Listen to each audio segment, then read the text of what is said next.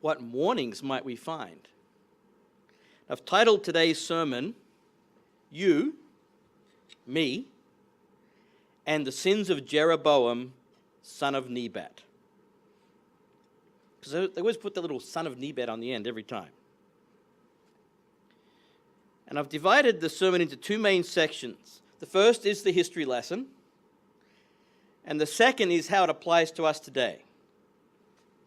So let's get to the beginning of the story in 1 Kings chapter 11. 1 Kings chapter 11. As we look at you, me, and the sins of Jeroboam, son of Nebat. 1 Kings 11, verse 26.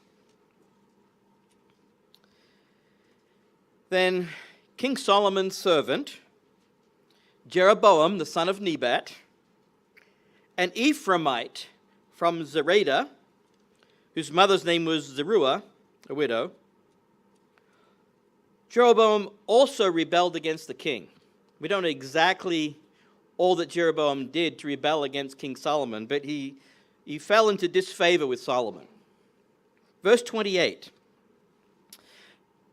The man Jeroboam was a mighty man of valor, and Solomon, seeing that the young man was industrious, made him the officer over all the labor force of the house of Joseph. So the house of Joseph were the tribes of Ephraim and Manasseh.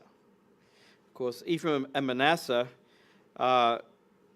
we've become the descendants often in the English-speaking world of Ephraim and Manasseh. Verse 29, now it happened at that time when Jeroboam went out of Jerusalem. So he had some work that he was doing in construction in Jerusalem for King Solomon. And on his way out of Jerusalem one day, the prophet Ahijah, the Shilonite, met him on the way.